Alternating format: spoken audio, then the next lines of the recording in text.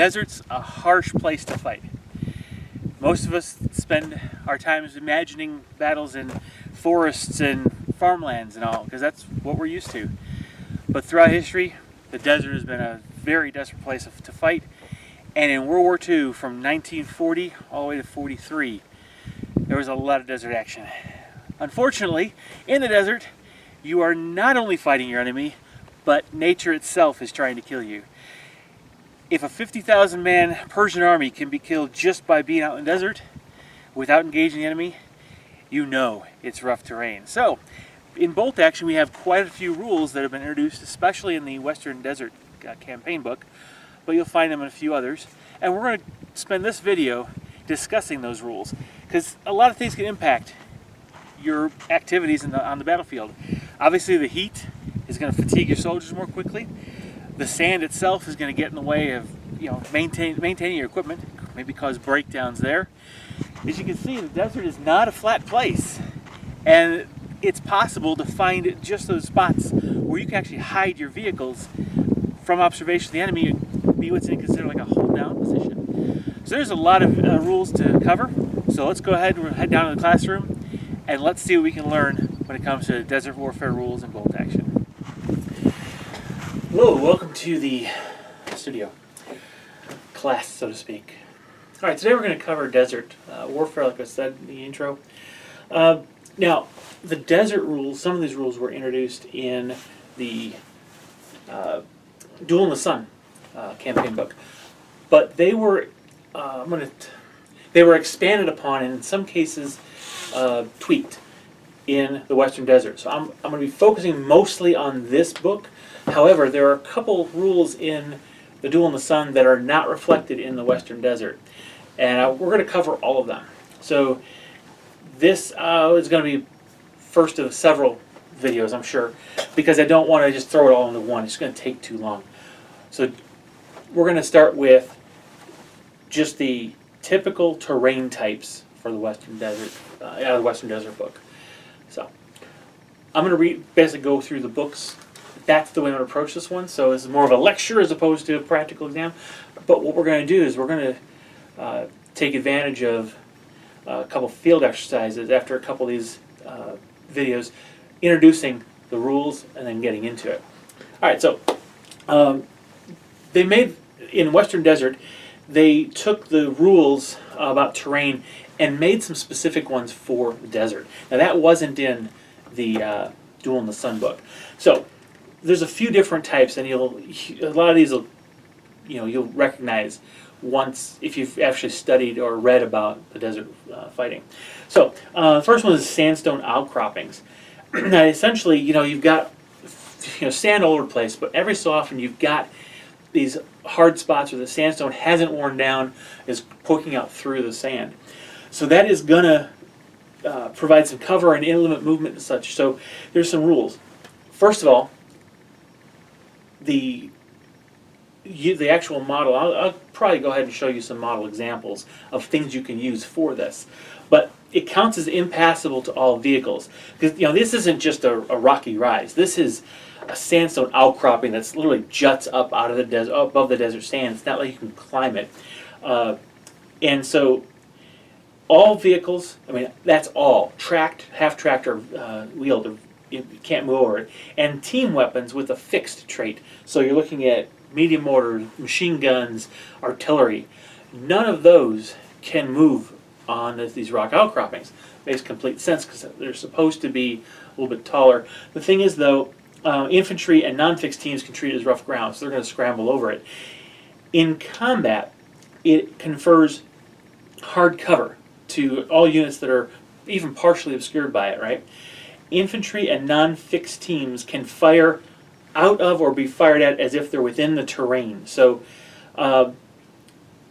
essentially, the rock outcropping is an area, not just like a ridge. It's an area that has rocks. Think of it as a dense terrain, ruins. Think of it like that. So that gives you the -2 cover when you're in it. So just like dense terrain, if they're firing from within it, they need to be at the 1 inch, or at the edge, so that they don't have to suffer the penalty for being within that. So it's, like I said, it counts as dense terrain. It's hard-cover dense terrain. Think of it as the desert version of ruins, okay? All right, let's go to the next one, sand dunes. This is essentially literally loose sand that's been blown up in a kind of a hill. Varying sizes, too, so don't think these are necessarily small or large. You can make them as big or as small as you want them.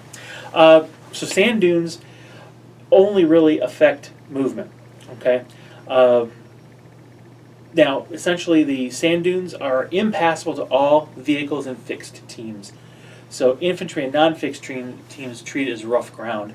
Now, certain special traits in some vehicles will allow you to traverse dunes without issue, but those are the actual vehicle entry has to specify that it has that ability to treat sand dunes as open ground.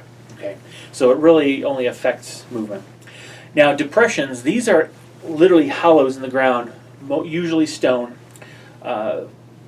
pits, or these aren't dug, man-made. These are nature-made, and they're sudden pits. They're not really,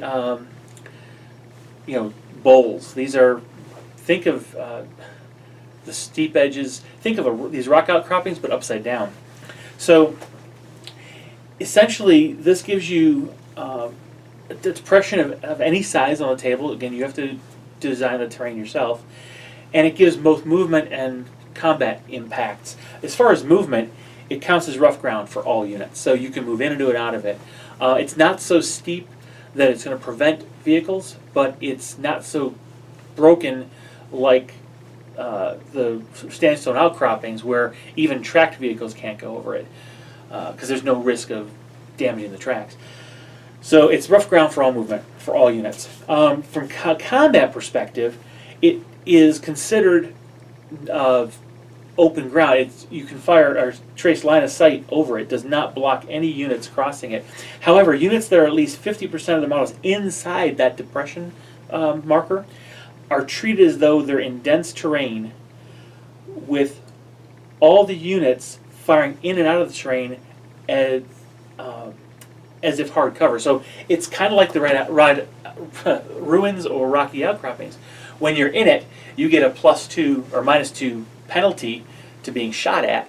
Or if you're not right at the edge of the terrain, you're at -2 to hit because you're tracing your line of sight or through the rocky depression over the edge. It's treated as a cover.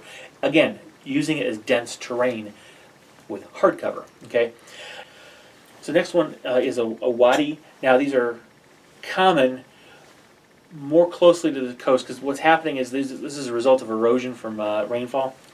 The thing is, it's essentially a trench. That's the best way to talk about it. It's a trench for units. And units with inside, they're in hard cover basically.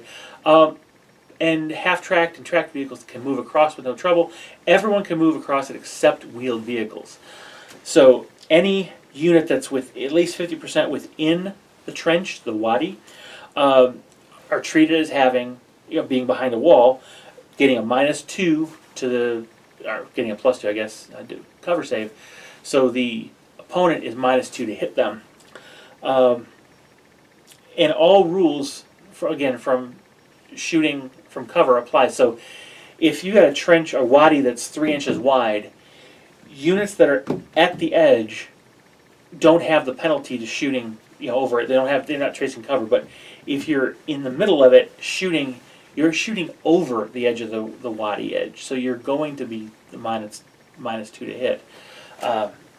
Just like shooting over walls. Okay. Soft sand. This one is very easy to incorporate, and you can incorporate quite a bit. These are areas where the sand is shifting very easily, and the bedrock isn't close to give you a lot of stability. So what ends up happening is the soft sand is treated as rough ground. Now all that does is it means that wheeled vehicles can't go over it, which makes sense. Now what you could do on the table is make it interesting, and you know there's sand dunes or sand around, but you might not necessarily know that there's an area of soft sand. So you can create rules that would give you a chance to accidentally run into soft sand. Because a lot of the armored cars the British had were equipped with what became basically their ramps to help you get out of these soft sand stops, so you've got immobilized in it.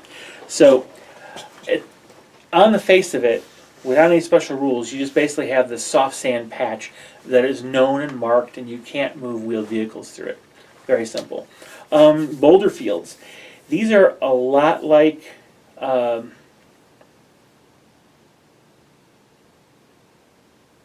let's see. In a certain sense, they're a lot like ruins, except these are a boulder field. So there's an area that has a lot of boulders in and around it. It's not completely like sandstone outcropping is just jagged rocks all over the place. This is larger boulders interspersed. There's room to maneuver through it. So it's treated as rough ground. So there's certain boulders that will be larger than others. So some smaller track vehicles can go over them. They're rounded, so they're not going to necessarily break the tracks as easily. Wheeled vehicles will have a lot harder time moving through, so they're being rough ground, they can't move.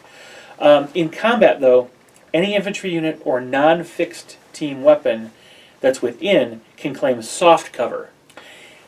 It doesn't block line of sight, so we're not talking huge boulders that you can hide behind. These are low boulders, think a foot in diameter. They're rounded, and so it's rough ground.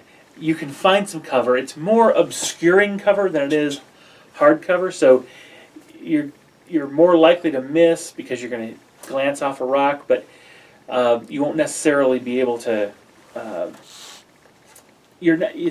If the bullets aren't necessarily going to be stopped, they're just not going to cover your target completely. So that's one way. Now, buildings are really buildings. There's no difference. Roads and tracks are a little different here in the Western Desert book. They're not maintained roads. Okay, these are hard tracks that are basically cut into the sand, laid into the sand, compacted by years and centuries of use. But they're subject to wear and tear and erosion and such, so they're potholed a lot sometimes. So these are still treated as roads, but you don't automatically get to use the road movement. If you want to use the road movement, which you obviously can, you roll a d6. On a 4+, you use road movement as normal. On a 1, 2, or 3, it's just treated as open ground. So it's not quite going to be. Don't plan your assaults based on the road movement. Just know that you'll be able to get that ability if it comes up. And we look over at there are no terrain rules in the desert. Duel in the Sun. So that's essentially the culmination of all the different terrain types that you'll find in the desert and the different ways the rules change. So in the next field exercise, we'll see some examples of that. So I hope this was useful to explain and understand the slight differences of terrain here. In all honesty, it's really flavors of what we already know. Most of it is rough ground in some way, or like ruins. So hardcover, rough ground. Some of it impassable to everything, or all vehicles kind of thing. But so there are variations on the theme. Next video, we're going to talk a little bit more about climate conditions and environmental effects. 2 other sets of rules that are more about fighting in the terrain or the desert than it is about the terrain you're going to encounter. And after that, we'll go ahead and take a look at some field exercises. All right, stay tuned. All right, so share, like, and subscribe. See you guys in the next video. Bye-bye.